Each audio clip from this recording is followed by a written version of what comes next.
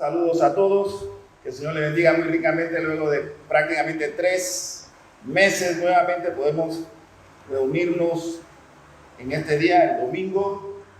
Por supuesto que también nos reunimos jueves y viernes para nuestro tiempo de oración y estudio bíblico, pero definitivamente que el domingo es el tiempo en que la iglesia del Señor en todas partes del mundo, en medio de distintas circunstancias, se reúne con ese único propósito: entregarle al Señor nuestra adoración como Él solo se merece. Prácticamente vamos para allá en unos días a cumplir un año, cuando no solamente en Panamá, sino todo el mundo pues se vio afectado por el tema de la pandemia y todas las situaciones que hemos vivido desde hace un año para acá, no solamente con el confinamiento, sino con todas las implicaciones, las personas que han fallecido y todas las situaciones que esto ha generado en el mundo. Sin embargo, la iglesia del Señor debe tener presente siempre que no importa la situación que el mundo viva, nosotros no podemos dejar de hacer lo que la palabra del Señor nos insta. Y es precisamente esta, de dejar de congregarnos, hacer todo lo posible para mantener el cuerpo del Señor, la iglesia, que es el cuerpo del Señor, unida. Y seguir orando por un mundo que sufre, por un mundo que está muerto, como bien lo señala la palabra de Dios, en sus delitos y en sus pecados. No podemos. Ese es nuestro llamado, nuestra misión como cuerpo de Cristo. El propósito de la iglesia, recuerde, en este mundo es ser sal, es ser luz para un mundo que está, como bien lo señala la Escritura, que está perdido, que está muerto en delitos y en pecado.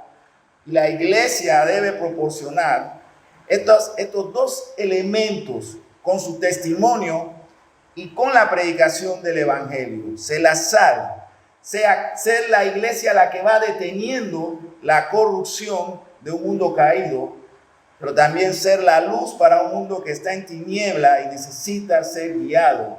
Y eso solamente se puede lograr por la iglesia cuando estamos unidos como cuerpo congregacionalmente. Por eso que la reunión de los domingos no es un lujo, no es un asunto que está simplemente en la agenda anual de la iglesia local. Es un mandato divino y por lo tanto todo cristiano, todo creyente tiene la responsabilidad de cumplir con este mandato de no dejar de congregarnos como algunos tienen por costumbre. Otro asunto que quería tratar, como saben, entre nosotros, de nuestra congregación, hemos tenido aproximadamente entre 20 a 22 hermanos que han sido contagiados, pero afortunadamente todos los hermanos se han recuperado. Los contagios se dieron en el trabajo o en otra área, no dentro de la iglesia, gracias al Señor. Tuvimos la partida de nuestra hermana Julieta Román a inicio de este año, el miembro de más edad de nuestra iglesia, que todavía sentimos, por un lado, porque no la vamos a tener, pero también nos regocijamos porque sabemos que ella ahora está en la iglesia, la iglesia triunfante y gloriosa, y que pronto nos volveremos a ver todos junto con ellas y todos los santos a través de la historia. Estoy conversando con los pastores para ver si más adelante podemos tener un tiempo de recordatorio, un memorial para nuestra hermana Julieta, que no pudimos hacer en el mes de enero, precisamente por el tema de la cuarentena. Pero hermano, hoy queremos tocar un tema que consideramos que es fundamental, que es importante. Piensen en esto, pues en plena apertura, luego de 3 meses de no poder volvernos a encontrar un domingo, ¿qué necesita escuchar la iglesia? Es la pregunta que nos hacíamos. ¿Cuál es el mensaje que podemos traer para un domingo como este? Que levante y fortalezca a cada hermano de manera personal, pero también que levante a la iglesia, de tal manera que podamos retomar lo que siempre la Escritura nos exhorta, nuestra sincera fidelidad por Cristo. Y pensaba, quizás un tema de doctrina. Pensemos, la doctrina de la predestinación. Qué emocionante, por supuesto, esta doctrina. O quizás la doctrina de la perseverancia de los santos, que está muy unida precisamente a la doctrina de la predestinación, del llamado eficaz de Dios. Y seguía reflexionando qué mensaje podemos traer para un domingo como hoy, de tal manera que primero Dios sea glorificado y honrado, que ese es el propósito de nuestra reunión, y lo otro es que su iglesia, sus hijos, puedan ser fortalecidos y puedan levantarse de tal manera que al salir por la puerta de esta iglesia sigamos firmes con el propósito de ser testigos eficaces a este mundo que sufre y que está muerto.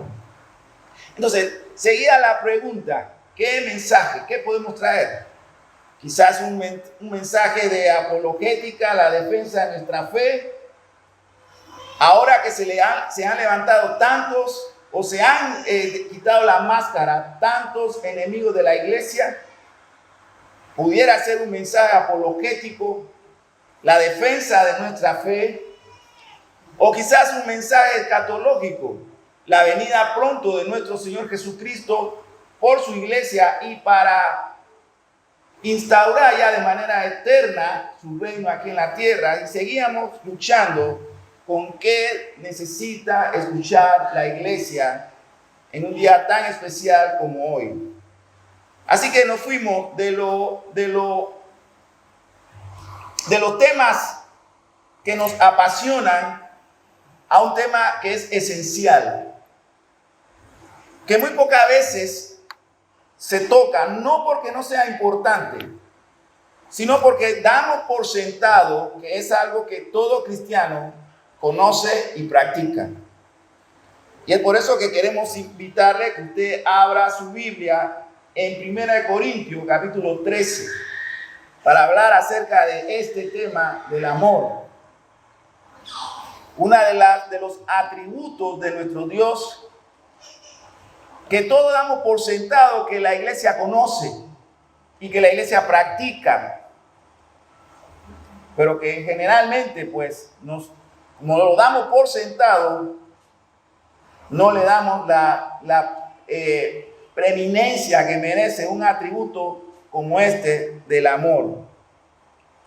Entonces vamos a leer 1 Corintios capítulo 13 y vamos a detenernos inicialmente hasta el verso 3 y luego vamos a tener una oración y vamos a hacer nuestra exposición. Dice el apóstol Pablo escribiendo a la iglesia en Corintios, capítulo 13, verso 1 al 3. Si yo hablase, dice el apóstol, lenguas humanas y angélicas y no tengo amor, vengo a ser como un metal que resuena o címbalo que retiñe. Y si tuviese profecía, escribe Pablo, y entendiese todos los misterios y toda ciencia, y si tuviese toda la fe, de tal manera que trasladase los montes y no tengo amor, concluye Pablo, nada soy. Y si repartiese todos mis bienes para dar de comer a los pobres y entregase mi cuerpo para ser quemado y no tengo amor, dice Pablo, de nada me sirve. Y luego vamos a ver los otros versos. Así que en el capítulo 13, este que tenemos ahora abierto en nuestra Biblia, Pablo aborda un tema de suma importancia, el tema del amor. Vemos que el apóstol aborda de manera muy seria este tema, pero este tema viene precedido por otros. Habla también el libro de Corintios sobre conflictos que se estaban dando en la iglesia en Corintios. ¿Qué clase de conflictos? Bueno, los capítulos anteriores nos hablan de que en la iglesia habían bandas pueden creerlo, en una iglesia como Corintio, llena de dones del Espíritu Santo, habían grupos dentro de la iglesia que marginaban a los otros. No era una iglesia que estaba compacta y unida. A pesar de esta manifestación asombrosa de dones del Espíritu Santo, era una iglesia que en lo esencial, que en lo medular, que en lo sustancial tenía fracciones entre sus miembros. Así que Pablo aborda en su carta parte de esta crisis de unidad que había en la iglesia de Corintio. Pablo también aborda el tema del matrimonio, la importancia del matrimonio como institución que nace en el corazón de Dios y no en la mente de los hombres. Y una de las instituciones que más está siendo atacada por el mundo de hoy, por la cultura de hoy, es precisamente esta de la institución del matrimonio. El hombre quiere redefinir lo que es la institución del matrimonio como si esta fuera el resultado de la cultura social del hombre a través de la historia y no como una institución que nace en el corazón de Dios desde antes de la fundación del mundo. Así que, ¿qué más? ¿Qué otros temas anteceden al capítulo 13 de Corintios? Bueno, también el problema de la autoridad. ¿Cuál es la autoridad en la iglesia? ¿Quién es la autoridad en la iglesia? Y Pablo, junto con todos los escritores del Antiguo Testamento, señalan al único que tiene autoridad, tanto una autoridad ejecutiva como también una autoridad legislativa en la iglesia. ¿Quién es? Sino nuestro Señor Jesucristo. Pablo habla de que parte de esa autoridad ejecutiva, por supuesto, el Señor le ha dado a algunos hombres en la iglesia para que cuiden al rebaño. Pablo aborda también este tema en contexto de la carta a los Corintios. Pablo habla acerca de la importancia de la cena del Señor como una ordenanza que el Señor dejó a su iglesia y a cada creyente. La cena del Señor no es una invitación que le puedo hacer yo en lo personal para encontrarnos cuando ya se pueda nuevamente en el trapiche aquí en Alumor, que yo le hago una invitación a usted, bueno, vamos a encontrarnos en el trapiche en tal fecha, tal hora, y usted puede decir al final, ¿sabe qué, hermano Andy? No puedo, o sencillamente cancelar esa cita. No es el caso de la cena del Señor, no es una opción del cristiano participar en la cena del Señor. No es una invitación que el cristiano puede decir sencillamente, ¿sabe qué? Este domingo no voy a participar en la cena del Señor, no estoy preparado, no me siento apto, tengo un problema de conciencia o tengo algo más importante que hacer, estoy muy ocupado. La cena del Señor, esta ordenanza es eso precisamente, un mandato. Y cuando usted desobedece o no participa en la cena del Señor, usted sencillamente le está diciendo al Señor, al que instituyó la cena del Señor, usted le está diciendo, ¿sabe qué? Jesús, hoy no voy a participar, este domingo no voy a participar. Como si fuera algo de elección que tiene el creyente. No funciona de esa manera. La cena del Señor es eso, una ordenanza. Y Pablo aborda el tema de cómo debe ser el comportamiento del creyente ante esta ordenanza, la solemnidad de la misma.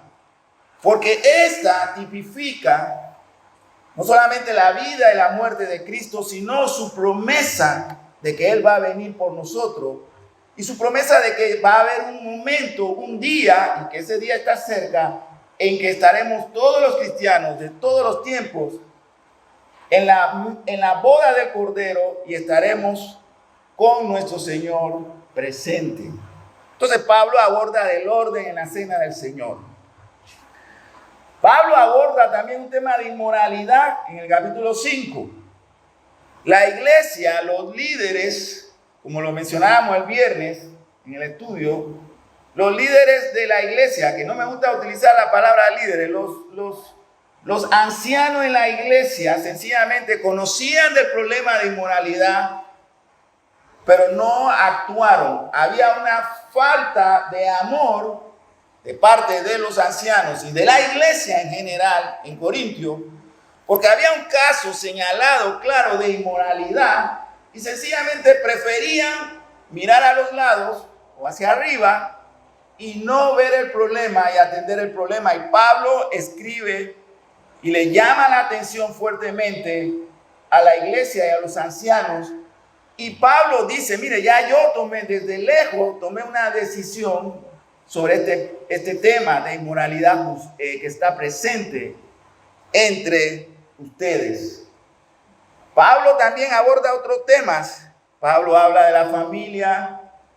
Pablo habla de un tema que también es hoy una epidemia en la iglesia, el tema de los divorcios, que se está dando mucho dentro del pueblo de Dios. Ya las estadísticas sobre el divorcio en la comunidad cristiana, los números están tan cerca de lo que está sucediendo en el mundo.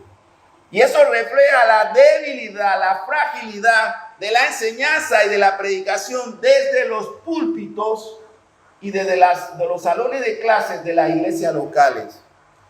La falta de una consejería oportuna, la falta de una enseñanza para los jóvenes, para los solteros, acerca de lo que es el matrimonio, que también tipifica la unión entre Cristo y su iglesia. Y Pablo aborda este tema también en 1 Corintios. Y luego, en el capítulo 12, Pablo hace una introducción magistral acerca de los dones del Espíritu Santo, que luego en el capítulo 14, él lo retoma, pero él como que hace una pausa en esta magistral carta de 1 Corintios y entonces aparece el capítulo 13. Cuando Pablo ya ha entrado en contexto de todos los problemas que se dan en la iglesia en Corintios, que no son extraños a la iglesia del día de hoy, Pablo aborda el tema del amor entre los cristianos.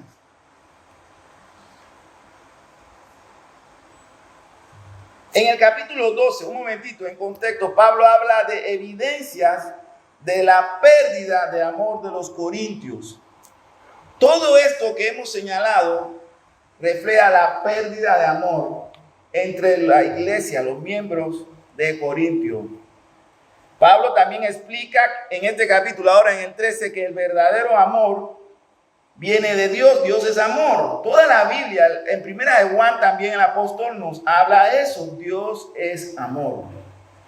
Y hermanos, como dicen algunos poetas, algunos comentaristas también bíblicos, esta historia, toda la historia de la humanidad, de la creación, es una historia de amor.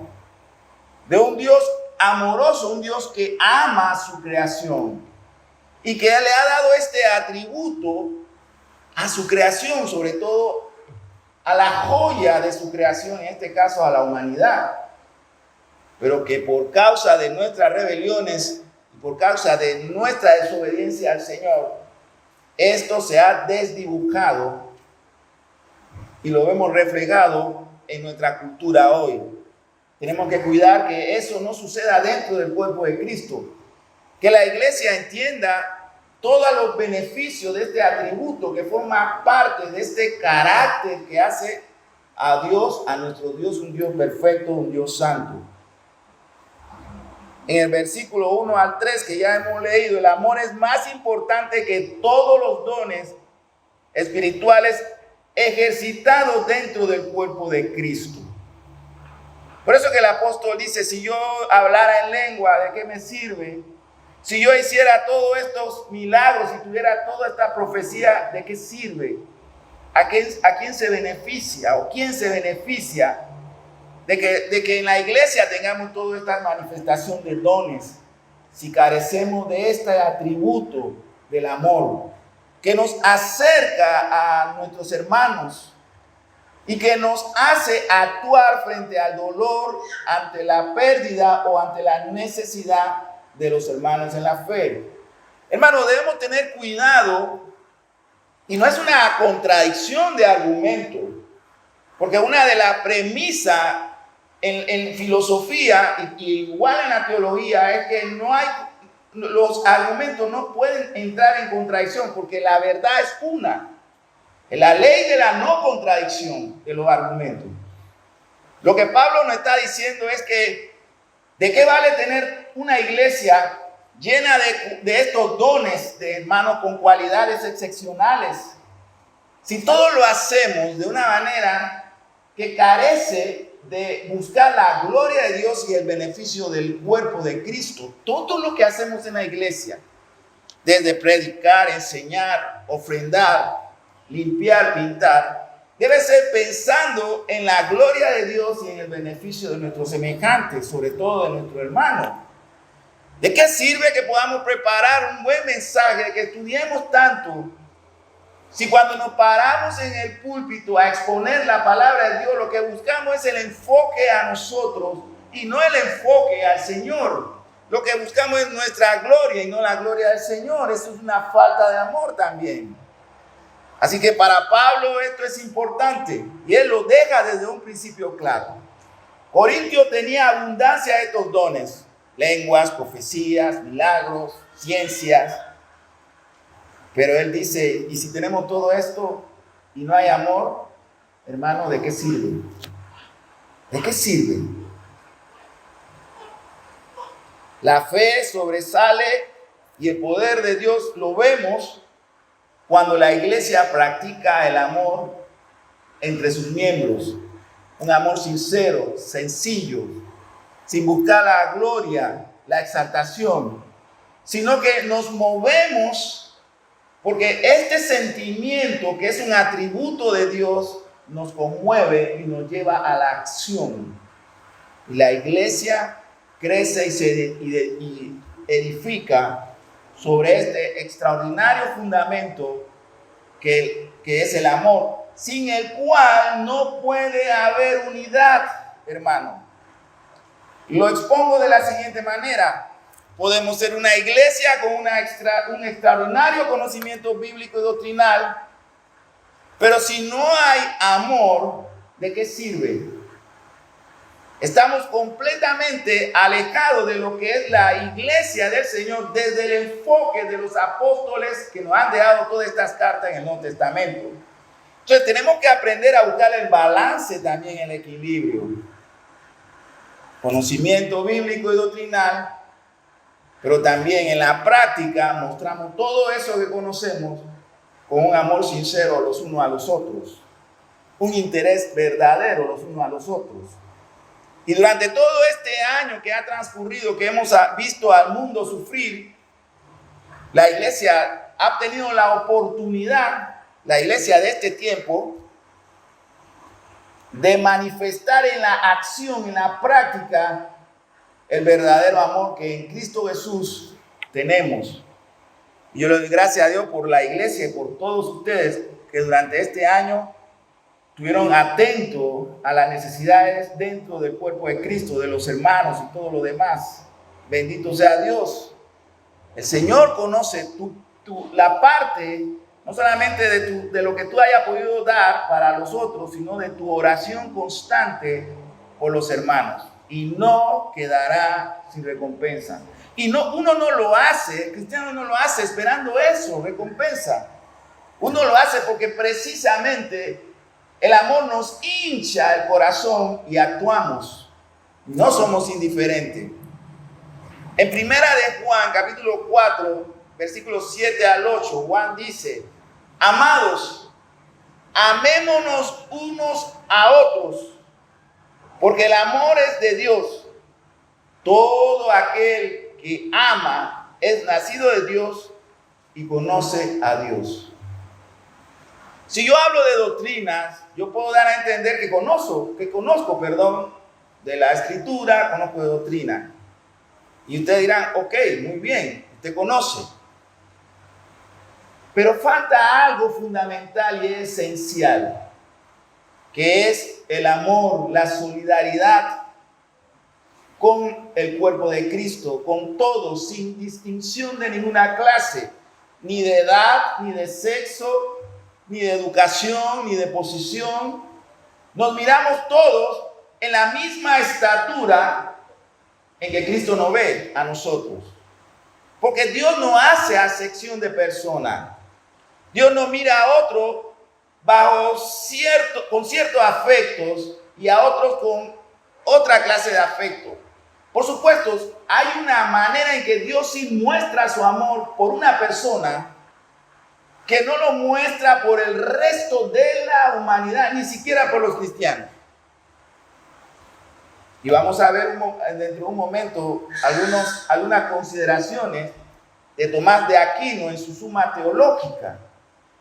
Pero en cuanto a nosotros, seres creados, seres regenerados, traídos de las tinieblas a la luz, Dios no hace acepción entre nosotros,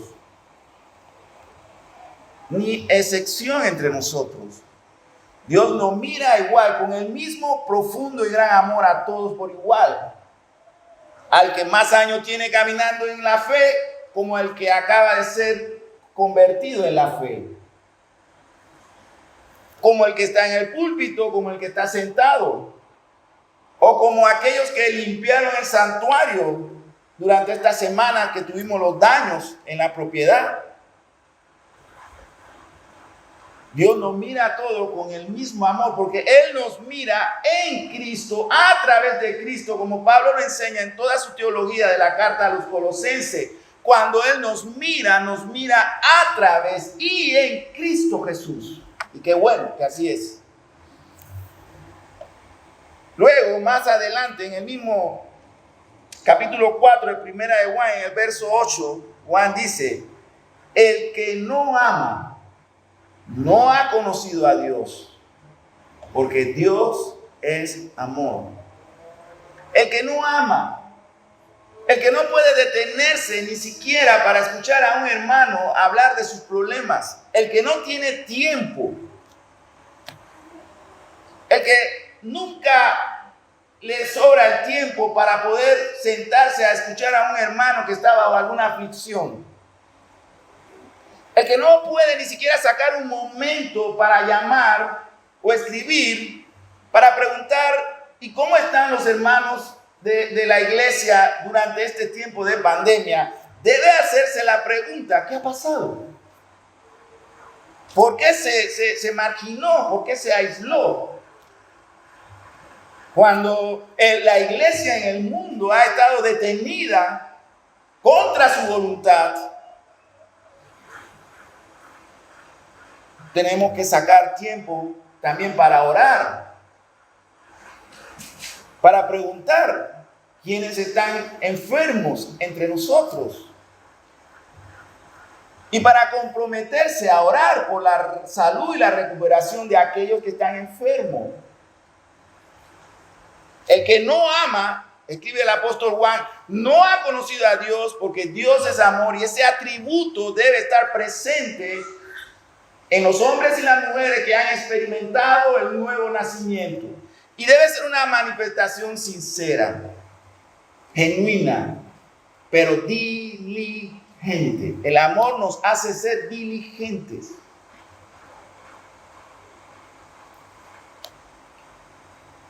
En el primer tomo, como me mencioné hace un momento, de su Suma Teológica, Tomás de Aquino escribe lo siguiente, haciendo 4 preguntas. La primera: si hay amor en Dios. Y el mundo se hace esa pregunta: ¿hay amor en Dios? Cuando el mundo escucha de guerras y de muertes y de catástrofes naturales y de pandemia, el mundo caído dice: ¿habrá amor en Dios? Y si Dios es amor, ¿por qué permite todas estas maldades? Dando por hecho que todo lo malo que ocurre en el mundo es por causa de Dios y no por causa del pecado del hombre. Así que Tomás de Aquino, en sus 4 preguntas, él hace esta: si hay amor en Dios, ¿habrá amor en Dios? Y si hay amor en Dios, ¿por qué permite el sufrimiento? ¿Por qué permite que los niños sufran? ¿Por qué permite que los hombres abandonen su responsabilidad, su promesa hecha de amor a su esposa y a sus hijos y se vaya? Si hay amor en Dios, ¿por qué Dios permite eso? Porque el enfoque es ¿por qué si Él tiene todo poder lo permite? Y el enfoque debe ser ¿por qué nosotros que conocemos del amor de Dios actuamos contrario a ese amor de Dios y hacemos todos estos males que tienen al mundo en la posición y condición en que se encuentra? Ese es el enfoque correcto. Pero Tomás de Aquino se pregunta si hay amor en Dios. Y él afirma si hay amor en Dios. En Dios, porque el primer movimiento de la voluntad, como de cualquier otra facultad apetitiva, es el amor. Y Tomás de Aquino advierte que en el amor el bien es el objeto principal y por sí mismo. ¿Qué quiere decir Tomás de Aquino? ¿Qué quiso decir Tomás de Aquino? Pues como también la Escritura nos dice que el amor nos constriñe. El que ama sufre. El que no ama es indiferente. No le importa. Y nuestro Dios sí le importa la condición de los hombres caídos. Por eso que decíamos al principio que toda esta historia de la humanidad es una historia del amor de un Dios creador hacia sus criaturas que se han revelado. La segunda pregunta que Tomás de Aquino se hace en su Suma Teológica es si ama todas las cosas. Bueno, si hay amor en Dios, ok, está bien. Ahora, si Él ama todas las cosas. Bueno, la Biblia nos enseña un principio fundamental, una columna importante en la construcción teológica y doctrinal de cualquier argumento. La respuesta es sí, Dios ama todo, a toda su creación. Y pueden preguntarme, ¿y Dios ama a los hombres malvados? Bueno, hermano, todos somos seres malvados. Todos. Los salvos somos salvos por pura gracia. No por nada bueno que haya en nosotros. Así que efectivamente, y el mensaje del Evangelio tiene una condición en la predicación del Evangelio. Cuando proclamamos el Evangelio es proclamado para llamar a todos los hombres, no importa su condición, a la reconciliación y a la paz con Dios. Aunque nos cueste creerlo, sí hay amor por toda la creación. De hecho, la Biblia nos enseña que todas las mañanas la misericordia de Dios son nuevas cada día y se permean en todas las criaturas. Cuando hace sol, el sol nos fortalece, nos llena de salud, no solamente a los justos, sino a los hombres caídos. Así que la respuesta es sí, es su creación, su acto de creación. Él creó todo. Así que Él efectivamente ama las cosas que Él creó, que Él hizo, con el poder de su palabra. ¿Usted sabe por qué la tierra, este mundo existe? Porque realmente debimos haber sido destruidos hace tiempo, antes del diluvio de los tiempos de Noé, debimos haber sido destruidos. Desde el capítulo 3 de Génesis, merecíamos ser destruidos, acabados, borrados, eliminados, nunca existieron. ¿Qué es lo que ha mantenido la vida y el mundo como lo conocemos hasta hoy? Pues es que Dios ama su creación. Él hizo todo y la cuida y la sustenta todos los días, todos los días. La tercera pregunta que se hace Tomás de Aquino en su argumentación es si ama una cosa más que otras. ¿Será que Dios ama a alguien más que a otro? Como Pablo lo dice en estos primeros versos del capítulo 13, si yo entrego todo mi ser, si entrego todo lo que tengo, si tengo todos estos dones, ¿me amará Dios más que al resto de los hermanos? ¿Cuántos nos hemos hecho esa pregunta? ¿Cuántos nos hemos hecho esta pregunta? ¿Dios me ama más a mí que al resto de los hermanos? Si nos hemos hecho esta pregunta. Si somos sinceros, posiblemente sí nos las hemos hecho, sí hemos pensado en eso. Y lo hacemos porque juzgamos también a los demás. Este hermano no es tan fiel como yo. Este hermano no está tan comprometido como yo. Así que cuando hacemos esas declaraciones, tenemos un argumento. Y en este argumento hay un juicio. Y estamos diciendo que efectivamente Dios tiene preferidos en su iglesia. Que Dios tiene preferencia entre sus hijos. No, hermano, no sucede de esa manera. No es así. Tomás de Aquino dice, si Dios ama todas las cosas por igual, cuando se dice que Dios cuida igualmente de todas las cosas, no se entiende que con su cuidado distribuye bienes iguales a todos, sino que todo lo administra con igual sabiduría y bondad, mirándonos en Cristo Jesús. Y cuando Dios lo mira a usted y me mira a mí, nos mira en Cristo Jesús y a través de Cristo Jesús. Así que, hermanos, la pregunta no es si Dios ama a uno más que otro. El asombro debe ser cuánto amor tiene Dios para con todos nosotros. Esa es la pregunta. Sorprendernos ante la respuesta. Oh, ¿cómo este Dios tiene tanto amor que nos ama a todos por igual? La misma profundidad, la misma inmensidad.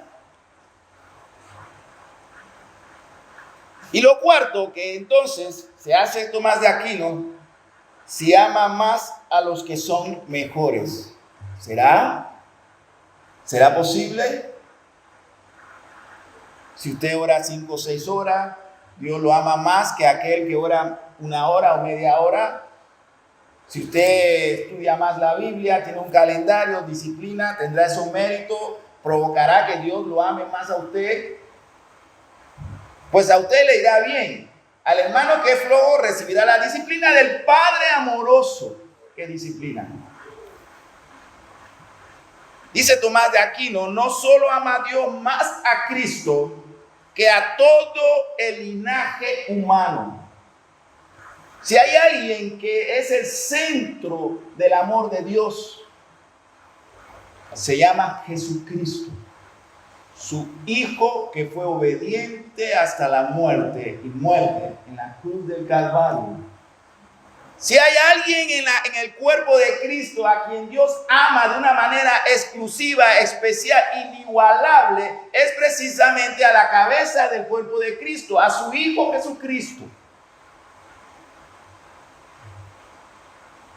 Más que a todo el linaje de los hombres. Más que a todo el conjunto de criaturas y de naciones creadas, puesto que quiso a Cristo para un bien mayor, tuvo un propósito excelente y excelso para Cristo. Porque le dio un nombre, dice el apóstol Pablo en su teología, le dio un nombre que es sobre todo nombre, para que fuese verdadero Dios. Que no haya duda sobre eso. Así que sí, efectivamente, hay una diferencia cuando hablamos del amor de Dios cuando se refiere a Cristo. Pero eso nos beneficia, hermanos. Porque como hemos venido diciendo, cuando Él nos mira en Cristo. Y al mirarnos en Cristo y siendo Cristo el objeto, esencia de su amor perfecto, todo eso retribuye el beneficio del cristiano y de la iglesia. Y miren el plan maravilloso, la forma en que Dios ejecuta armoniosamente sus actos y distribuye armoniosamente sus atributos. Nos beneficiamos. Otro punto Nuestra sociedad y cultura confunden amor con sensualidad. Permítame avanzar un poquito, y ver si podemos cubrir los 13 versos. No lo veo posible, pero vamos a ver. Dice el verso 4. El amor es sufrido, es benigno. El amor no tiene envidia. El amor no es jactancioso, no se envanece, escribe el apóstol Pablo. Vamos hasta el 7. No hace nada indebido, no busca lo suyo, no se irrita, no guarda rencor, no se goza de la injusticia, más se goza de la verdad. Dice Pablo en el verso 7, todo lo sufre, todo lo cree, todo lo espera, todo lo soporta. Ese es el amor. Pablo va ahora describiendo estas cualidades del amor. ¿Qué es lo que hace el amor genuino de cualquier otro sentimiento que sea un sentimiento impostor? El mundo confunde amor con sensualidad. En el amor del mundo todo es lo que la vista sugiere y lo que estimula estas emociones caídas de nuestra mente y de nuestro corazón. El mundo le llama amor. Pero eso no es amor, eso son pasiones caídas de una naturaleza corrupta y caída. A diferencia de la sensualidad, el tipo de amor de Dios es canalizado hacia otros. En la sensualidad y en el amor del mundo todo es hacia la persona, a satisfacer los deseos de la persona. En el amor de Dios, Dios canaliza todo hacia sus criaturas, hacia su iglesia y hacia sus hijos, hacia otros, incluso a sus enemigos. El amor que practicamos como cristianos no está enfocado en nosotros, sino en los demás. Recuerde esto.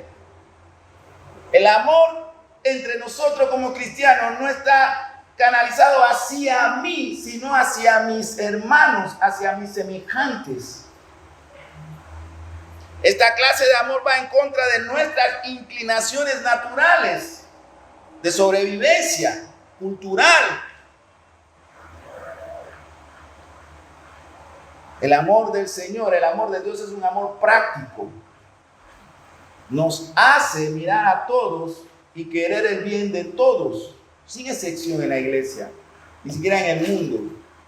De hecho, el estándar, Cristo lo puso, que debemos amar incluso a nuestros enemigos, aquellos que no quieren hacer el mal. Imagínense cuán grande amor el que siente el Señor por su iglesia y nos desafía a seguirle y a imitarlo. Así que esto todo es posible solamente cuando practicamos el amor entre nosotros. El amor a Dios nos ayuda a poner a un lado nuestros deseos e instintos, al grado que podemos dar amor sin esperar nada a cambio. El amor no es una moneda de cambio, no es algo con que podemos comprar o poseer cosas.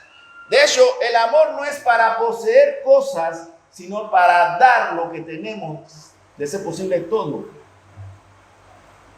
No es una moneda que puede cruzarse entre el pueblo de Dios. No es una moneda para obtener cosas. Yo amo y recibo. En el amor damos y damos sin esperar nada a cambio. Si queremos ser semejantes a nuestro Señor Jesucristo, que por amor murió por nosotros en la cruz del Calvario y no fue rebelde a la voluntad y el mandato de Dios, sino que fue obediente, no esperando nada a cambio, pero entregándolo todo, aún su propia vida. Permítame solamente una reflexión para ir ya terminando en esta mañana. No vamos a poder terminar todo.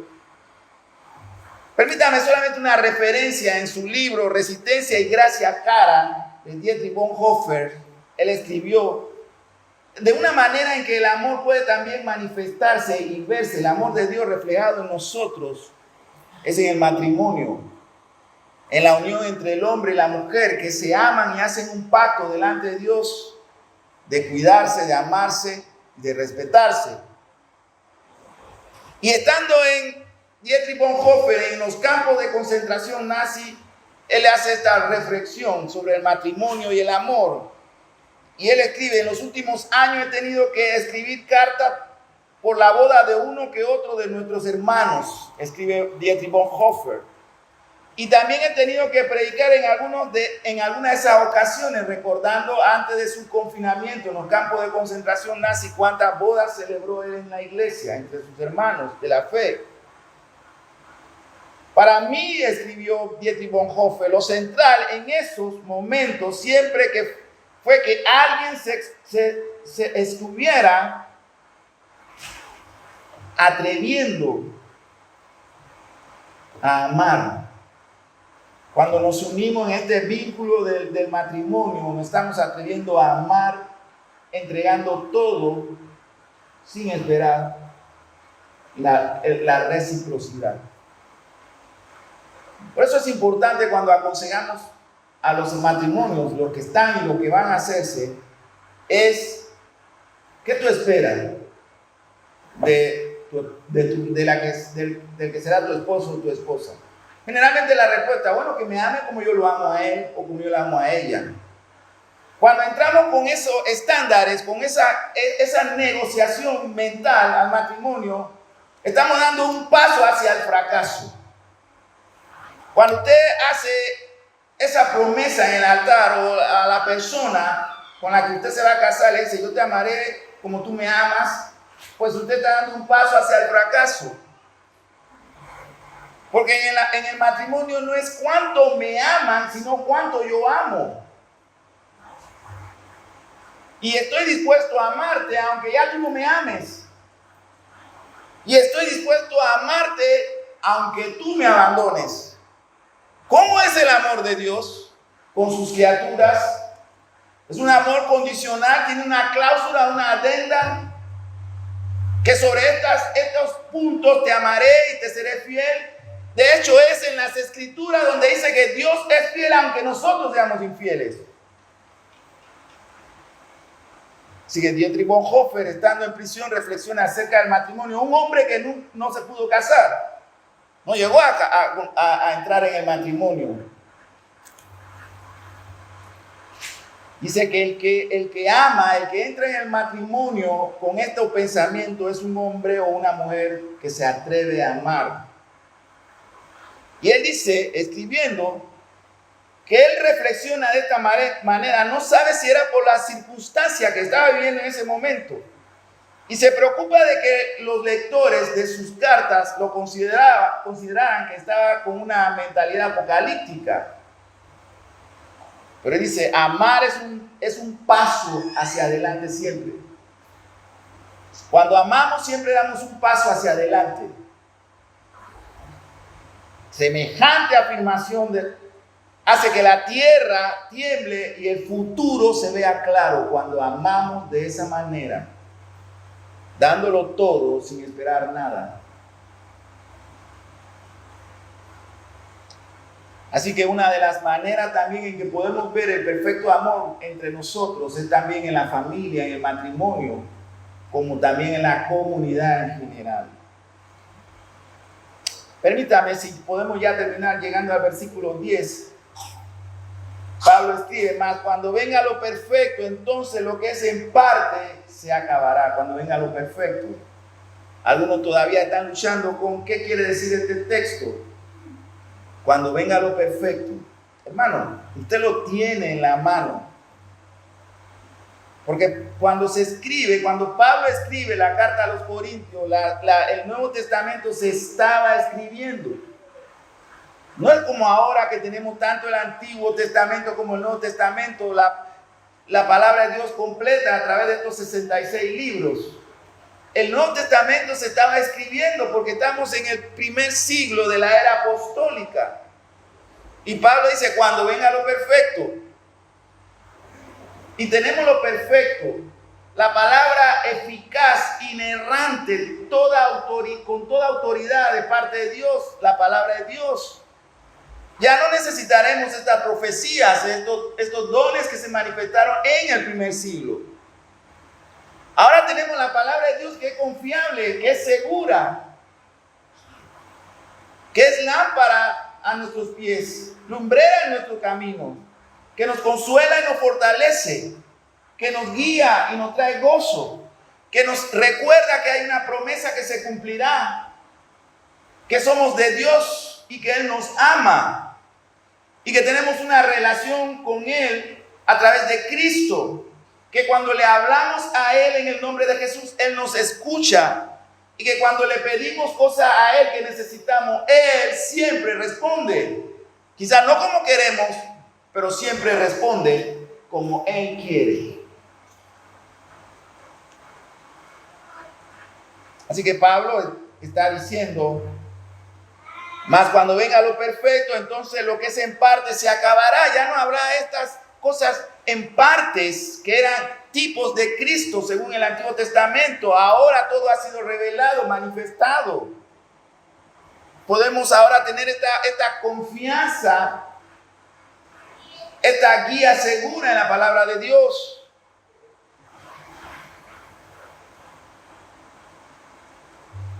Para vivir en la tierra a fin de edificar, a fin de servir y fortalecer a los demás, tenemos la palabra de Dios que es segura, es de confianza. No solamente para nuestra edificación, sino para guiar a los demás, para levantar los ánimos de los demás, para fortalecer a los demás también, a través de la exposición seria, fiel de la palabra de Dios. Edificamos y fortalecemos a los demás, así como nos fortalecemos nosotros también. Y cuando seremos perfectos, porque hay una promesa que llegará un día de nuestra glorificación, que seremos perfectos, veremos cara a cara al autor y al consumador, no solamente de nuestra fe, sino el dador del amor de Dios que ha sido manifestado en nosotros. Cuando pensamos en este mundo y todo lo que sucede en este mundo, todas las calamidades, tragedias, desgracias, injusticia, fácilmente nos podemos deprimir y caer en una tristeza, porque lo que este mundo puede producir es sencillamente tristeza y dolor. No le podemos pedir a un muerto que nos haga feliz.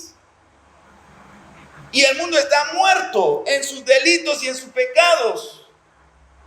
A veces el cristiano quiere escuchar cosas del mundo que nos haga feliz y nos motive. Y eso nunca puede suceder. Al menos que usted crea que los muertos, estando en su condición, pueden decir o hacer algo que lo haga a usted feliz. Solo la iglesia de Cristo, con la predicación del evangelio, del poderoso mensaje del amor de Dios, cambia y hace posible que este mundo pueda ser llevadero.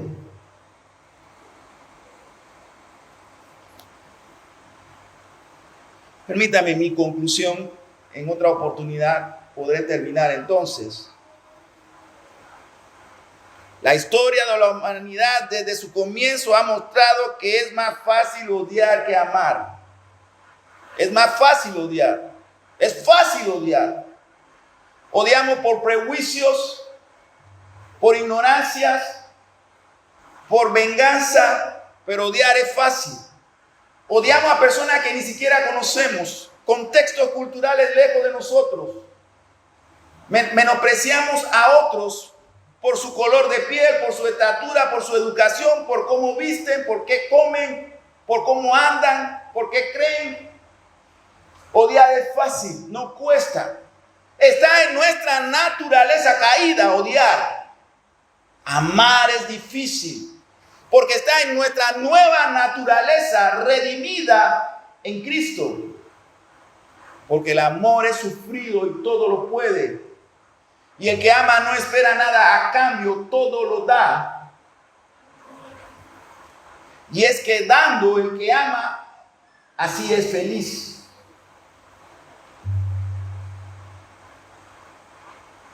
Así que odiar es fácil, amar es difícil. Lo vemos desde Génesis hasta el Gólgota y desde el Gólgota hasta el día de hoy.